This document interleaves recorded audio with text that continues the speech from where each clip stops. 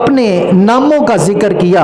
ارشاد فرمایا ان لی اسماء، فرمایا کہ میرے رب نے مجھے کتنے ہی نام عطا فرمائے ہیں، ان ناموں میں سے ارشاد فرمایا میرا ایک نام عاقب ہے۔ عاقب کون ہوتا ہے؟ سرکار نے خود ہی اس کو بیان فرمایا، فرمایا والعاقب الذی لیس بعدہ نبی، ارشاد فرمایا عاقب وہ ہوتا ہے کہ جس کے بعد کوئی نبی نہ ہو۔ عاقب وہ ہوتا ہے کہ جس کے بعد کوئی اور نبی نہ ہو۔ تو نبی کریم صلی اللہ علیہ وسلم نے اس میں بھی نبوت کی نفی کر دی کہ میرے بعد اور کوئی نبی نہیں ہے۔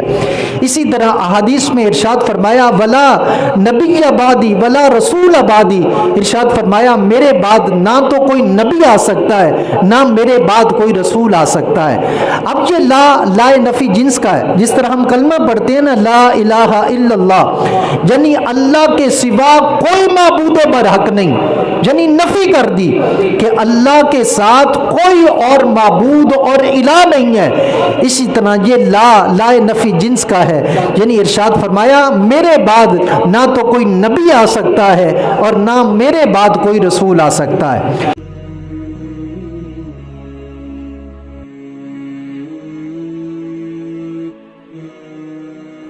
نگاہ عشق و مستی میں وہی اول وہی آخر، وہی قرآن وہی فرقان وہی یاسین وہی طٰہٰ۔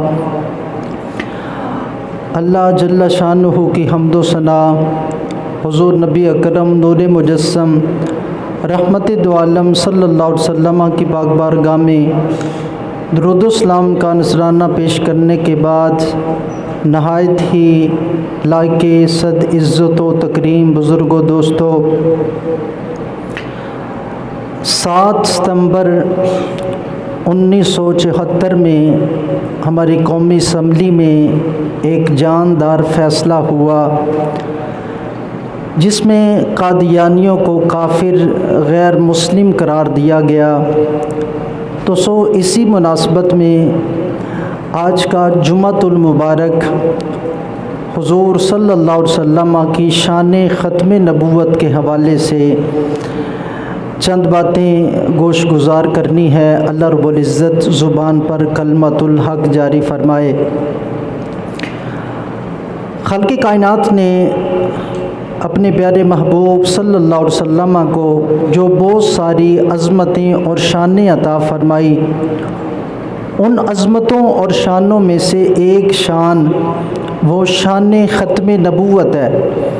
یعنی ختم نبوت کا مطلب یہ ہے کہ رسول اللہ صلی اللہ علیہ وسلم کے بعد اللہ رب العزت نے نبوت کا سلسلہ جو جناب آدم علیہ السلام سے شروع کیا تھا وہ آپ کی ذات گرامی پر ختم کر دیا ہے۔ یعنی آپ کے بعد کوئی نبی نہیں آنے والا۔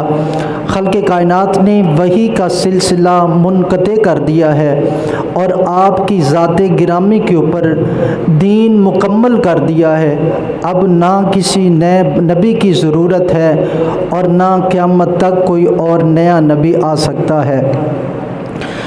جو میں نے آیہ مبارکہ تلاوت کی، اللہ رب العزت نے اس میں ارشاد فرمایا ما کان محمد ابا احد من رجالکم، ارشاد فرمایا کہ محمد صلی اللہ علیہ وسلم تم مردوں میں سے کسی کے باپ نہیں، ولیکن رسول اللہ، لیکن اللہ کے رسول ہیں، فخاتم النبیین، اور آخری نبی ہیں۔ خالق کائنات نے اس آیہ مبارکہ میں ایک تو اس چیز کا اعلان فرمایا کہ میرا محبوب مردوں میں سے کسی کا باپ نہیں۔ اس آیہ مبارکہ کے پس منظر کے اوپر غور کریں تو چند باتیں بالکل واضح ہو جاتی ہیں۔ نبی کریم صلی اللہ علیہ وسلم کی خدمت اقدس میں حضرت زید بن حارث رضی اللہ تعالی عنہ آئے۔ نبی کریم صلی اللہ علیہ وسلم کے ساتھ اپنی محبتوں کا اظہار فرمایا تو سرکار نے انہیں اپنا منہ بولا بیٹا بنا لیا۔ تو سرکار ان سے محبت فرماتے تھے، وہ سرکار سے محبت فرماتے تھے۔ وقت گزرتا گیا، ہوا یہ کہ سیدہ زینب کے ساتھ حضرت زید کی شادی ہو گئی۔ حضرت زید غلام تھے، بکتے بکاکتے نبی کریم صلی اللہ علیہ وسلم کی بارگاہ تک پہنچے تھے، اور آپ واحد صحابی رسول ہیں کہ جن کا نام قرآن کریم میں آیا ہے، یعنی حضرت زید۔ اس کے علاوہ اور کسی صحابی رسول کا نام قرآن کریم میں نہیں آیا، تو ان کا نام اللہ رب العزت نے قرآن کریم میں بیان فرمایا ہے۔ تو یہ ہوا کہ حضور کی غلامی میں آ گئے تو حضور صلی اللہ علیہ وسلم ان سے محبت فرماتے۔ اب ان کا نکاح نبی کریم صلی اللہ علیہ وسلم آپ کی چچا زاد حضرت زینب سے ہوا۔ زیادہ دیر تک یہ نکاح کا سلسلہ قائم نہ رہ سکا، طلاق ہو گئی، الگ ہو گئے، جدا ہو گئے۔ اس کے بعد اللہ رب العزت نے اپنے پیارے محبوب صلی اللہ علیہ وسلم کا خود نکاح حضرت زینب سے کر دیا۔ قرآن کریم نے اس کو اس طرح سے بیان کیا، زوجناکہا، یعنی خالق کائنات نے اس نکاح کی نسبت اپنی طرف کی کہ محبوب ہم نے آپ کا نکاح سیدہ زینب کے ساتھ کر دیا۔ اب جب حضرت زینب کے ساتھ نبی کریم صلی اللہ علیہ وسلم نے نکاح فرمایا تو اس وقت لوگوں نے باتیں کی، کہنے لگے کہ نبی کریم صلی اللہ علیہ وسلم نے اپنی بہو کے ساتھ نکاح کر لیا ہے، شادی کر لی ہے۔ تو اللہ رب العزت نے یہ جو منہ بولا بیٹا کہا جاتا تھا اس کی نفی کی، ارشاد فرمایا وَمَا جَعَلَ أَدْعِيَاءَكُمْ أَبْنَاءَكُمْ ذَلِكُمْ قَوْلُكُمْ بِأَفْوَاهِكُمْ، فرمایا کہ یہ منہ بولا بیٹا بنانا یہ تمہارا کام ہے، تم نے بنایا ہے۔ ارشاد فرمایا یہ تمہارے منہ کی باتیں ہیں۔ ارشاد فرمایا ادعوہم لآبائہم، اس کے ساتھ ان کے احکام بیان فرما دیے۔ ارشاد فرمایا کہ ان کو ان کے اصل باپوں کے نام سے ہی پکارا جائے۔ تو اس آیہ مبارکہ میں یہ نفی کر دی کہ نبی کریم صلی اللہ علیہ وسلم تم مردوں میں سے کسی کی باپ ہی نہیں ہے۔ جب باپ ہی نہیں ہے تو اس کا بیٹا کیسے ہو سکتا ہے؟ جب بیٹا نہیں ہے تو بہو کیسے ہوگی؟ اس واسطے اس چیز کی نفی کرتے ہوئے اس غلط فہمی کا ازالہ کر دیا۔ اب نبی کریم صلی اللہ علیہ وسلم آپ کی عظمت اور شان کو ساتھ میں بیان کرتے ہوئے ارشاد فرمایا وَلَٰكِن رسول اللہ، لیکن آپ اللہ کے رسول ہیں، وَخَاتَمَ النَّبِيِّينَ، اور آپ آخری نبی ہیں۔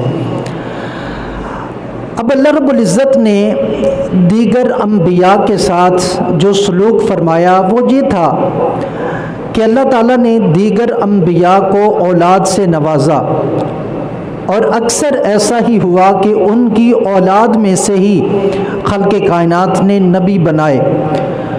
تو 1,24,000 کم و بیش انبیاء جو تشریف لائے تو ان میں سے بیشتر ایسا رہا کہ باپ نبی ہے تو آگے بیٹا بھی نبی ہے۔ اب نبی کریم صلی اللہ علیہ وسلم کو اللہ رب العزت نے اولاد پاک سے نوازا، آپ کو بیٹیاں بھی عطا فرمائیں اور آپ کو بیٹے بھی عطا فرمائے، لیکن کوئی بیٹا جوانی کی عمر کو نہیں پہنچنے دیا، پہلے ان کا انتقال ہو گیا، ان کا وصال ہو گیا۔ اب اس میں کیا حکمت ہے؟ علماء نے بہت کچھ اس حوالے سے لکھا، تو اس حوالے سے دو باتیں بڑی قابل غور ہیں۔ پہلی بات تو یہ کہ خالق کائنات نے اپنے پیارے محبوب صلی اللہ علیہ وسلم کی عظمت اور شان کو سارے نبیوں کے اوپر، رسولوں کے اوپر بلند فرمایا ہے، اور ہر جہت سے اللہ تعالیٰ نے اپنے نبی کی عظمت اور شان کو بلند فرمایا ہے۔ تو اگر ایسا ہوتا کہ نبی کریم صلی اللہ علیہ وسلم کی اولاد ہی نہ ہوتی تو یہ ہوتا کہ اس جہت سے دیگر انبیاء آپ کی ذات گرامی کے اوپر فضیلت پا جاتے کہ دیگر انبیاء کی تو اولاد ہوئی لیکن آپ کی اولاد ہی نہیں ہے، تو اس جہت سے دیگر انبیاء کی فضیلت ثابت ہوتی۔ لیکن اللہ رب العزت نے آپ کو چونکہ سارے انبیاء کے اوپر عظمت اور فضیلت دی ہے، لہٰذا اس واسطے اولاد عطا فرمائی۔ اب دوسرا یہ تھا کہ دیگر انبیاء کے جو بیٹے تھے وہ بھی نبی بنے۔ اللہ رب العزت نے چونکہ ختم نبوت کا تاج صرف آپ کے سر کے اوپر رکھا ہے کہ آپ کے بعد اور کوئی نبی نہیں آ سکتا، اس واسطے اللہ رب العزت نے بیٹے عطا فرمائے۔ اور بخاری میں آتا ہے کہ اگر نبی کریم صلی اللہ علیہ وسلم کے بعد نبوت کا سلسلہ جاری رہنا ہوتا تو ارشاد فرمایا کہ اللہ تعالیٰ آپ کے بیٹے حضرت ابراہیم کو زندہ رکھتا اور اللہ تعالیٰ آپ کو نبوت عطا فرماتا، لیکن ارشاد فرمایا وَلَٰكِن لَّا نَبِيَّ بَعْدِي، ارشاد فرمایا میری شان یہ ہے کہ میرے بعد کوئی نبی نہیں ہے۔ اس واسطے اللہ تعالیٰ نے بیٹے عطا بھی فرمائے لیکن ان کو واپس بلا لیا تاکہ میرے محبوب اس جہت سے بھی دیگر انبیاء آپ کی ذات پر فضیلت نہ پائیں کہ جی ان کے بیٹے جوان ہوئے لیکن کوئی نبی نہ بنا۔ تو چونکہ ختم نبوت کا تاج اللہ نے اپنے پیارے محبوب کے سر پر رکھ دیا ہے جی، اور آگے کسی کے سر پر جا نہیں سکتا، اس واسطے بیٹے عطا بھی فرمائے اور عطا فرما کے ان کو واپس بھی بلا لیا تاکہ محبوب یہ ختم نبوت کا تاج یہ آپ کے سر کے اوپر ہی رہے۔ تو اس میں اللہ رب العزت نے یہ واضح طور پر یعنی آپ کی ختم نبوت کو بیان فرمایا اور اس کا اعلان فرمایا۔ اب اس حوالے سے جو ہمیں خوبصورت تعلیمات میں شامل کرنے والی جو چیزیں ہیں اس میں یہ ہے کہ ہم نے جس طرح سے نماز پڑھنی ہوتی ہے تو سورۃ فاتحہ کے بعد کوئی سورت پڑھتے ہیں، تو ہمیں کیا کرنا چاہیے؟ اس طرح کی جو آیات ہیں جن کا تعلق عقیدے کے ساتھ ہے وہ مختصر سی آیات ہیں، ان کو یاد کر لینا چاہیے۔ اب فقہا نے کتنی گہری نظر سے مسائل کا حل ہمارے سامنے رکھا اور مسائل حل کیے۔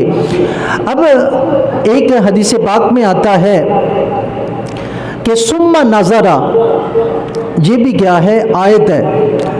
اب اس میں جو الفاظ ہیں الفاظ کی اگر گنتی کی جائے تو اسی طرح سے جو آیات ہیں مختصر جو آیت بتائی گئی اس کے ٹوٹل 18 الفاظ بنتے ہیں۔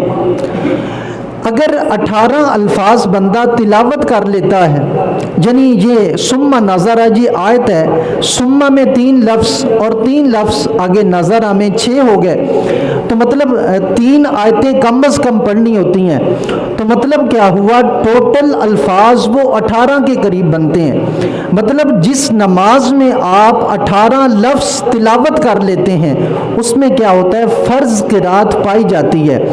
تو آپ ان اللہ و ملائکتہ یصلون علی النبی یا ایھا الذین آمنوا صلوا علیہ وسلموا تسلیما، اس آیت کو ہم پڑھ کے نماز میں اپنی فرض قرات پوری کر سکتے ہیں۔ تو یہ کیا ہے؟ اس کا فائدہ کیا ہوگا؟ ایک تو عقیدے کی آیت یاد ہو گئی۔ لوگ پوچھتے ہیں جی یہ درود و سلام کہاں لکھا ہے؟ تو یہ درود و سلام والی آیت انہیں پڑھ کے سنا دیں۔ اسی طرح ختم نبوت کے اوپر کسی سے بات ہو تو یہ آیت ہمیں آتی ہو، ما کان محمد ابا احد من رجالکم ولکن رسول اللہ وخاتم النبیین وکان اللہ بکل شیء علیما۔ جب یہ آیت مبارکہ یاد ہوگی، ایک تو ہم سورۃ اخلاص قل هو اللہ ہر نماز میں پڑھنے کی بجائے بدل کر سورتیں پڑھ سکتے ہیں، اور دوسرا یہ کہ کسی کے ساتھ بھی بات ہو تو ہم اسے آیت پڑھ کے سنا سکیں تاکہ ہمارے عقائد اس حوالے سے پختہ ہو جائیں اور ہمارے پاس اپنے عقائد کے متعلق معلومات جمع ہو جائیں۔ تو اس طرح سے جتنی عقائد کی آیات ہیں ہم ان کو آہستہ آہستہ کر کے تھوڑا تھوڑا کر کے یاد کر سکتے ہیں اور یہ ہمیں مختلف اوقات میں فائدہ دے سکتی ہیں۔ تو بہت ساری آیات بینات ہیں، ان میں سے ایک آیہ مبارکہ آپ کے سامنے رکھی۔ اسی طرح سے ایک اور آیہ مبارکہ یہ بھی عقیدے کے ساتھ اس کا تعلق ہے، ہم اس کو یاد کر کے بہت سارے عقائد کو اللہ رب العزت نے اس آیہ مبارکہ میں بیان فرمایا ہے۔ ارشاد فرمایا یا ایھا النبی انا ارسلناک شاہدا ومبشرا ونذیرا وداعیا الی اللہ باذنہ وسراجا منیرا۔ ارشاد فرمایا کہ میرے محبوب صلی اللہ علیہ وسلم انا ارسلناک شاہدا، بے شک ہم نے آپ کو شاہد بنا کے بھیجا ہے، گواہ بنا کر بھیجا ہے، ومبشرا، اور آپ کو خوشخبری سنانے والا بنا کر بھیجا ہے، ونذیرا، اور آپ کو ڈر سنانے والا بنا کر بھیجا ہے، وداعیا الی اللہ، اور آپ کو داعی بنا کے بھیجا ہے، آپ لوگوں کو اللہ کی طرف بلاتے ہیں، دعوت دیتے ہیں، وسراجا منیرا، اور آپ کو چمکتا ہوا سورج بنا کر بھیجا ہے، چمکا دینے والا آپ کو سورج بنا کر بھیجا ہے۔ تو اب جہاں پہ یہ آیہ مبارکہ نبی کریم صلی اللہ علیہ وسلم کی ختم نبوت کو ظاہر کرتی ہے، وہاں نبی کریم صلی اللہ علیہ وسلم کی بہت ساری شانوں اور عظمتوں کا اس میں ذکر خیر ہے کہ اللہ رب العزت نے آپ کو شاہد ارشاد فرمایا ہے، آپ کو مبشر ارشاد فرمایا ہے، آپ کو نذیر ارشاد فرمایا ہے، آپ کو داعیا الی اللہ، یہ آپ کی اللہ رب العزت نے صفات بیان فرمائی ہیں۔ تو اس طرح سے ہم ان آیات کو یاد کر سکتے ہیں۔ اب اس میں سراجا منیرا کے جو لفظ ہیں بڑے خوبصورت لفظ ہیں، اس کے اوپر غور کریں تو ہم دیکھتے ہیں کہ جب سورج نکل آتا ہے تو ستارے کہاں چلے جاتے ہیں؟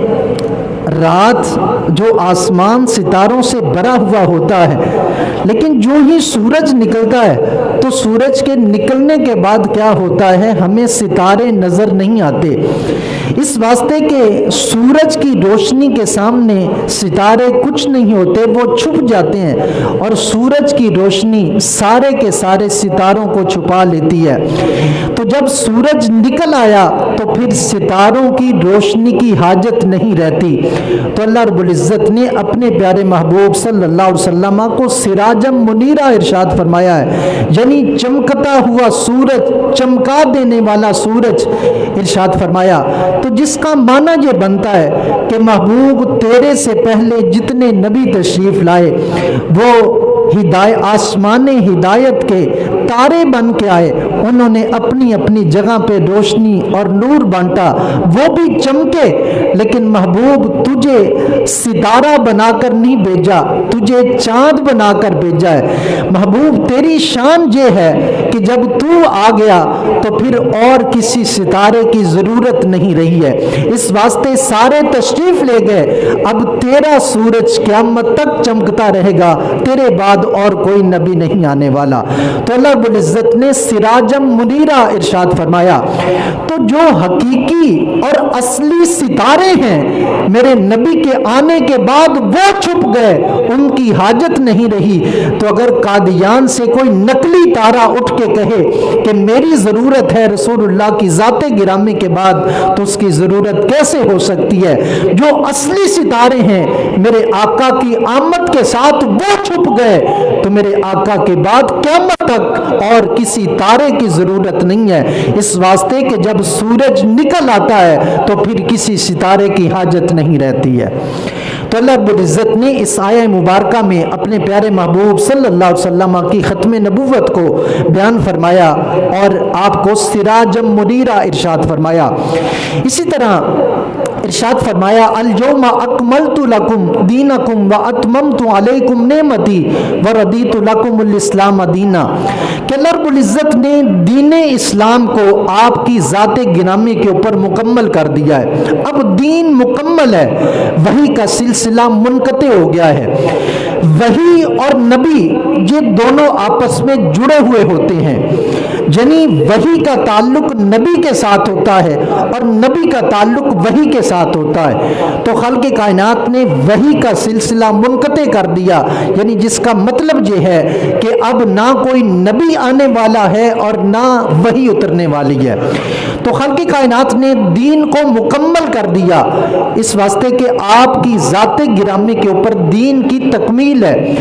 یعنی دین کو مکمل کرنے کا مطلب کیا ہے کہ قیامت تک کے لیے جتنی لوگوں کی ضروریات تھی کہ لوگوں نے اپنی زندگی ہدایت کے مطابق گزارنی تھی، راہ حق پر چلتے ہوئے گزارنی تھی، تو ان کو جتنی قیامت تک کے لیے ان کو رہنمائی کی حاجت اور ضرورت تھی، وہ ہمارا دین ساری کی ساری حاجت اور ضرورت پوری کرتا ہے۔ اس واسطے اب نہ تو کسی نئے دین کی ضرورت ہے اور نہ کسی نئے نبی کی ضرورت ہے۔ تو بہت ساری آیات بینات ہیں اللہ رب العزت نے جس میں اپنے پیارے محبوب صلی اللہ علیہ وسلم کی ختم نبوت کو بیان فرمایا، لیکن ان پہ اکتفا کرتے ہوئے چند احادیث آپ کے سامنے رکھتا ہوں۔ پہلی حدیث پاک حضرت ابو ہریرہ رضی اللہ تعالی عنہ نے اس حدیث پاک کو روایت کیا۔ ارشاد فرمایا ان مثلی و مثل الانبیاء من قبلی، ارشاد فرمایا کہ میری مثال اور مجھ سے پہلے تشریف لانے والے انبیاء کی مثال کمثل رجل، فرمایا اس شخص کی سی ہے، بنا بیتن جس نے ایک گھر بنایا، فاحسنہ واجملہ، وہ گھر بنانے کے بعد خوب اس کو سجایا اور اس کو خوبصورت بنایا، یعنی وہ دیکھنے کے قابل ہے کہ لوگ اس گھر کو دیکھتے ہیں، اس کے حسن و جمال کو، اس کے کمال کو، اس کی خوبیوں کو آ کے دیکھتے ہیں، لیکن کیا دیکھتے ہیں کہ ایک کونے میں ایک اینٹ کی جگہ اس نے خالی چھوڑ دی ہے، یعنی سارا گھر نہایت خوبصورت ہے، دلکش ہے کہ بندہ دیکھتا ہے تو دیکھتا ہی رہ جاتا ہے، لیکن ایک کونے میں ایک اینٹ کی جگہ خالی ہے۔ اب جب لوگ اس مکان میں پھرتے ہیں، گھومتے ہیں، اس کو دیکھتے ہیں، تو وہ آ کے کہتے ہیں اس کی خوبصورتی کے اوپر حیران ہو کے کہ کاش یہ اینٹ بھی لگ جاتی تو اور خوبصورتی میں اضافہ ہو جاتا اور یہ عمارت مکمل ہو جاتی۔ میرے آقا ارشاد فرماتے ہیں فَأَنَا اللَّبِنَةُ، ارشاد فرمایا میرے صحابہ، میرے امتیوں سنو، میں وہ آخری اینٹ ہوں جس کے ساتھ نبوت کی عمارت مکمل ہو گئی ہے، اور ارشاد فرمایا وَأَنَا خَاتَمَ النَّبِيِّينَ، میں آخری نبی ہوں کہ میرے بعد اور کوئی نبی نہیں ہے۔ تو یہ جو نبوت اور رسالت کی عمارت ہے یہ نبی کریم صلی اللہ علیہ وسلم کی تشریف آوری کے ساتھ مکمل ہو چکی ہے، اب اس میں گنجائش نہیں ہے کسی اور اینٹ کی یا کسی اور کے اس میں گھس جانے کی۔ اس واسطے میرے نبی نے بڑی خوبصورتی کے ساتھ اس کو بیان کر دیا کہ میں وہ آخری اینٹ ہوں جس نے نبوت کی عمارت کو مکمل کر دیا ہے، اب میرے بعد اور کسی نبی کی حاجت اور ضرورت نہیں ہے۔ اسی طرح رسول اللہ صلی اللہ علیہ وسلم نے ارشاد فرمایا، اپنے ناموں کا ذکر کیا، ارشاد فرمایا ان لی اسماء، فرمایا کہ میرے رب نے مجھے کتنے ہی نام عطا فرمائے ہیں، ان ناموں میں سے ارشاد فرمایا میرا ایک نام عاقب ہے۔ عاقب کون ہوتا ہے؟ سرکار نے خود ہی اس کو بیان فرمایا، فرمایا والعاقب الذی لیس بعدہ نبی، ارشاد فرمایا عاقب وہ ہوتا ہے کہ جس کے بعد کوئی نبی نہ ہو، عاقب وہ ہوتا ہے کہ جس کے بعد کوئی اور نبی نہ ہو۔ تو نبی کریم صلی اللہ علیہ وسلم نے اس میں بھی نبوت کی نفی کر دی کہ میرے بعد اور کوئی نبی نہیں ہے۔ اسی طرح احادیث میں ارشاد فرمایا ولا نبی بعدی ولا رسول بعدی، ارشاد فرمایا میرے بعد نہ تو کوئی نبی آ سکتا ہے نہ میرے بعد کوئی رسول آ سکتا ہے۔ اب یہ لا نفی جنس کا ہے، جس طرح ہم کلمہ پڑھتے ہیں نا لا الہ الا اللہ، یعنی اللہ کے سوا کوئی معبود برحق نہیں، یعنی نفی کر دی کہ اللہ کے ساتھ کوئی اور معبود اور الہ نہیں ہے۔ اسی طرح یہ لا نفی جنس کا ہے، یعنی ارشاد فرمایا میرے بعد نہ تو کوئی نبی آ سکتا ہے اور نہ میرے بعد کوئی رسول آ سکتا ہے۔ تو نبی کریم صلی اللہ علیہ وسلم نے اس طرح سے اس کو بیان فرمایا۔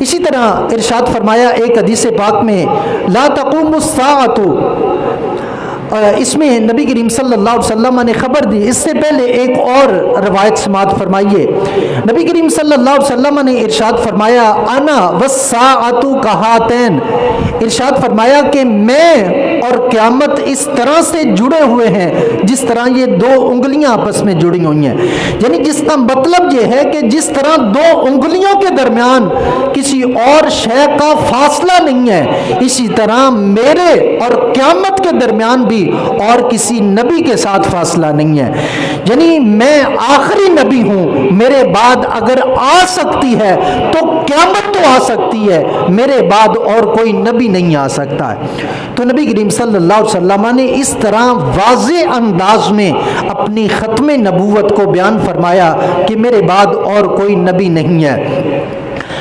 اور میرے نبی نے یہ بھی ساتھ میں خبر دی، ارشاد فرمایا کہ ایسا ہوگا، اس وقت تک قیامت قائم نہیں ہوگی، فرمایا جب تک جھوٹے اور دجال نبی نہیں آئیں گے، یعنی اپنے طور پر وہ نبوت کا دعویٰ کریں گے اور آ کے کہیں گے کہ میں اللہ کا نبی ہوں۔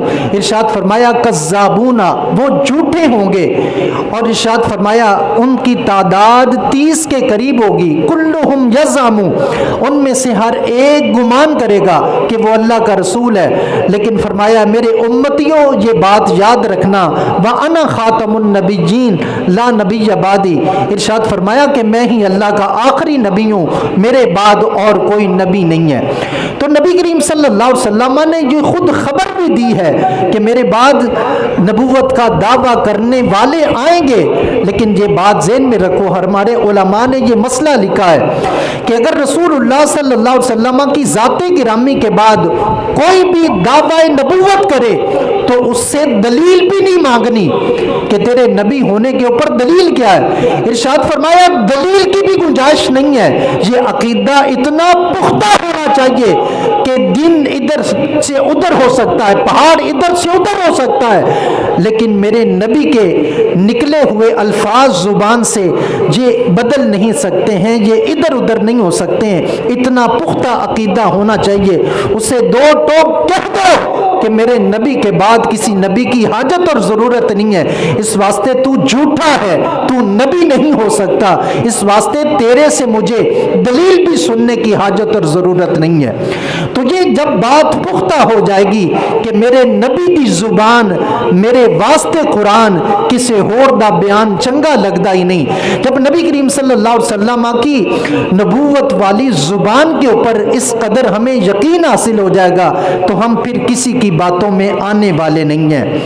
اور اللہ رب العزت نے خصوصی جو اہتمام فرمایا وہ یہ کہ ہم سابقہ انبیاء کو دیکھتے ہیں تو خلق کائنات نے کسی نبی کی اور کسی رسول کی حفاظت کا ذمہ خود نہیں لیا۔ اسی طرح آسمانی کتابیں اور صحائف جن کی تعداد 104 بنتی ہے، تو خلق کائنات نے قرآن کریم کے علاوہ اور کسی کتاب کی حفاظت کا ذمہ اپنے ذمے نہیں لیا۔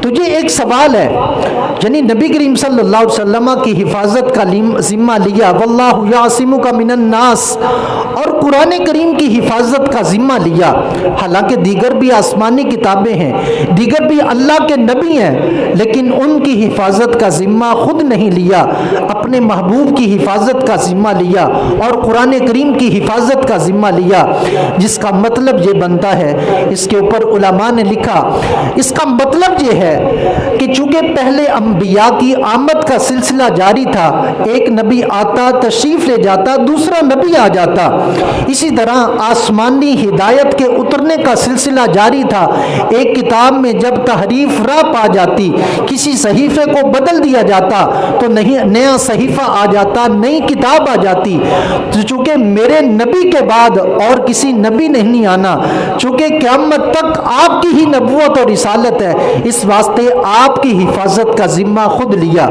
اسی طرح چونکہ قرآن کریم کے بعد اور کسی کتاب نہیں آنا، اس واسطے قرآن کریم کی حفاظت کا ذمہ اللہ تعالیٰ نے خود اپنے ذمہ کرم پر لیا، اس واسطے کہ آسمانی ہدایت کی یہی آخری کتاب ہے، اس کے بعد اور کوئی کتاب نہیں نازل ہونے والی، یہی آخری کتاب ہے، اس واسطے اللہ رب العزت نے اس کی حفاظت کا ذمہ خود لیا۔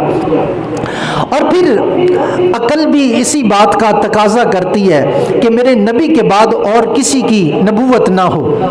اس کی وجہ یہ ہے کہ خلق کائنات نے 1,24,000 کم بیش انبیاء بھیجے، جو بھی نبی آتا اس سے پوچھا جاتا، وہ جب اعلان کرتا کہ لوگوں سنو اللہ ایک ہے، وہ وحدہ لا شریک ہے، اس کی عبادت کرو۔ اب جب قوم پوچھتی کہ اے پیارے نبی تم نے اس کو دیکھا ہے کہ جس کی وحدانیت کے بارے میں ہمیں دعوت دے رہے ہو، تو وہ کہتے دیکھا تو نہیں، سنا ہے کہ وہ ایک ہے۔ یہ سلسلہ جناب آدم علیہ السلام سے شروع ہوا، حضرت نوح علیہ السلام، حضرت شیس علیہ السلام، حضرت ابراہیم علیہ السلام، اسماعیل علیہ السلام، موسیٰ علیہ السلام، عیسیٰ علیہ السلام، مختلف انبیاء آتے رہے زمین کے اوپر، لوگوں کو اللہ کی وحدانیت کی طرف دعوت دیتے رہے، کہتے رہے کہ لوگوں مان لو وہ ایک ہے، مان لو وہ ایک ہے۔ اب جب پوچھا جاتا کہ دیکھا ہے تو کہتے نہیں دیکھا تو نہیں، سنا ہے کہ وہ ایک ہے۔ جب میرے اور آپ کے پیارے آقا تشریف لائے تو جب لوگوں کو اللہ کی وحدانیت کی دعوت دی کہ اللہ ایک ہے، لوگوں مان لو، 360 کو چھوڑ دو، ایک وحدہ لا شریک کو مانو، اس کی عبادت کرو، تو قوم نے پوچھا جس ایک خدا کی دعوت دے رہے ہو اس کو دیکھا بھی ہے؟ تو کہا ہاں میں سر کی آنکھوں سے دیکھ کے آ رہا ہوں کہ وہ ایک ہے۔ تو مسئلہ یہی ہے کہ ایک ہے سننے والا، ایک ہے دیکھنے والا۔ جب سننے والے کے بعد دیکھنے والا آ جائے تو پھر کسی سننے والے کی حاجت نہیں رہتی ہے۔ اس واسطے میرے نبی دیکھ کر آ گئے ہیں۔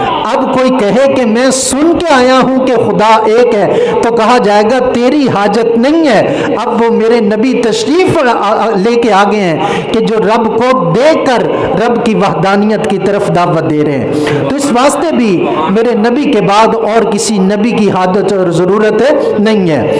اور اس کے اوپر اجماع صحابہ بھی ہے۔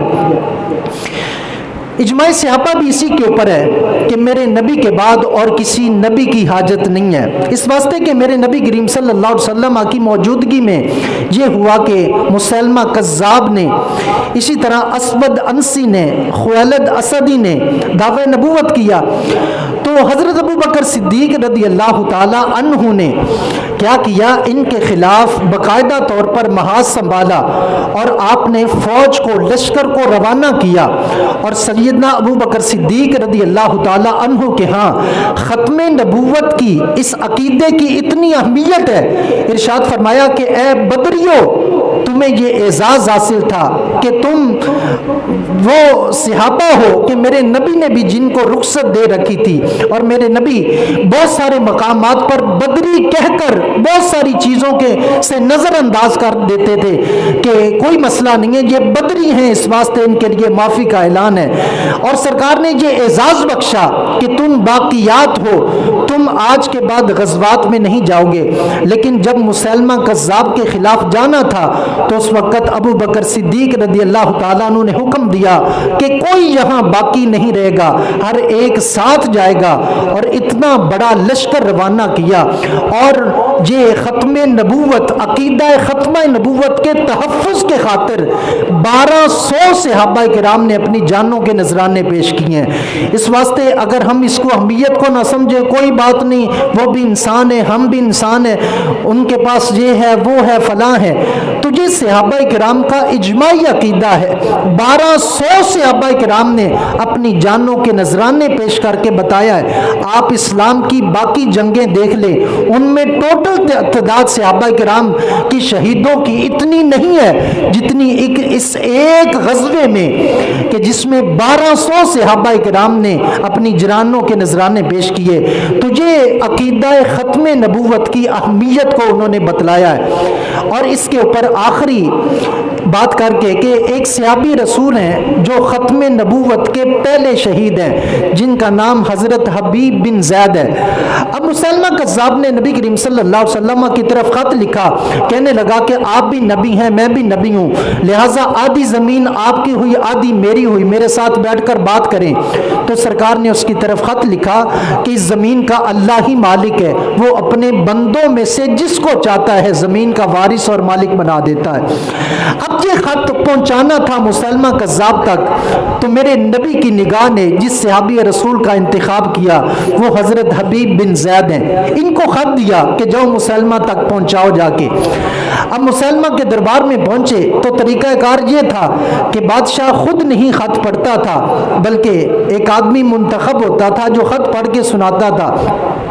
उस खत में मेरे नबी ने लिख कर भेजा था, तू दज्जाल है, तू झूठा है, तू कज़्ज़ाब है।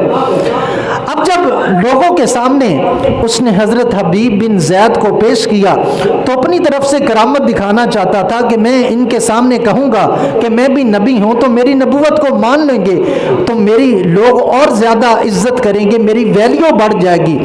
अब उसने हज़रत हबीब बिन ज़ैद से कहा कि मोहम्मद सल्लल्लाहु अलैहि वसल्लम के बारे में तेरा क्या नज़रिया, उनको क्या समझता है? तो इरशाद फरमाया कि वो मुहम्मदुर रसूलुल्लाह, वो अल्लाह के रसूल हैं, मैं उन्हें अपना रसूल मानता हूँ। तो कहने लगा मेरे बारे में तेरा क्या नज़रिया है? तो कहने लगा तेरी बात मेरे कान सुनने के लिए तैयार नहीं है।